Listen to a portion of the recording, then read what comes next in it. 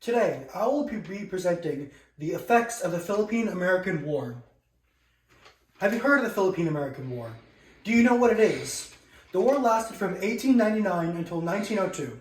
The Treaty of Paris was signed in 1898, and Spain gave the Philippines and other territories to the U.S. Following U.S. victory in the Spanish-American War, the Filipinos sought independence, and they created a new government. The U.S. failed to recognize this government. The Filipinos felt betrayed and declared war on the United States. Many people are unfamiliar with this war, as it is not widely taught in schools. Around 200,000 Filipino civilians died due to combat, hunger, or disease. Around 4,300 Americans died, almost double that succumbed to disease. Important lessons can be learned through analyzing this war. According to the InfoBase website, every generation is tempted by the idea that the United States can save the world. And every generation tries to do that, but they fail. The next generation comes along and points out the mistakes of the previous generation and tries it again, to no avail. The war starts this cycle. Learning from the Philippine-American War will inform Americans about the country's past, present, and future. I will talk about how, as a result of the war, America changes its imperialist ideals to an informal empire, and how the war changed America's image. The Philippine-American War had two major consequences. America shifted from a direct empire to an informal empire.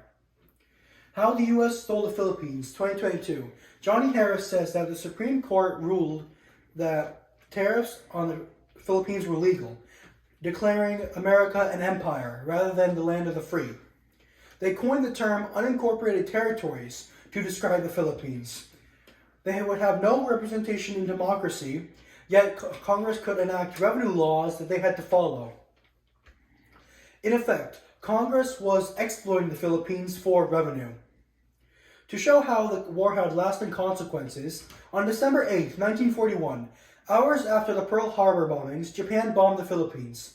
In FDR's famous speech after the attacks, he intentionally left out the Philippine bombings. He did this because Americans did not want to hear about that, because Philippines were not viewed as Americans. The term unincorporated territories is still used today for countries like Puerto Rico and Guam. The InfoBase website mentions that Americans had second thoughts about empire. So America shifted to an informal empire of protectorates, alliances, and economic influences. For example, Theodore Roosevelt helped Panama break free from Colombia and gained a canal, influence in their government, and an export boom. The war directly influenced American imperialism.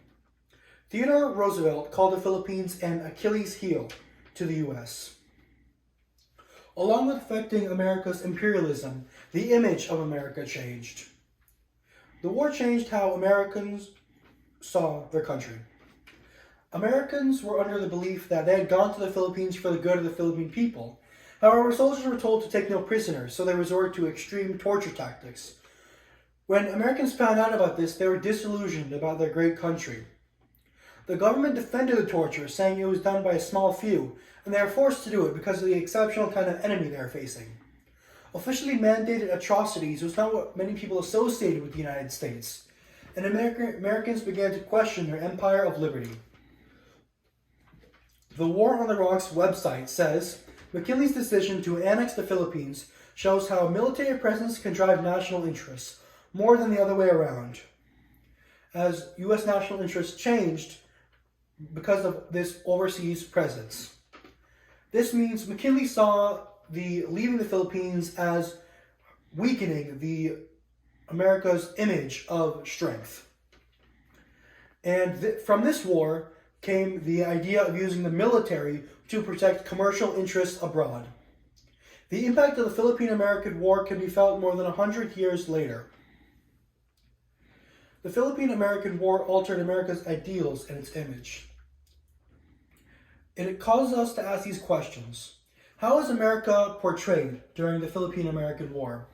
And why did America shift to an informal empire? Americans may not realize the effect of the Philippine-American War on today's society. However, it is more significant than ever due to our relationship with China and Asia. Mark Twain said, "History doesn't repeat itself, but it often rhymes."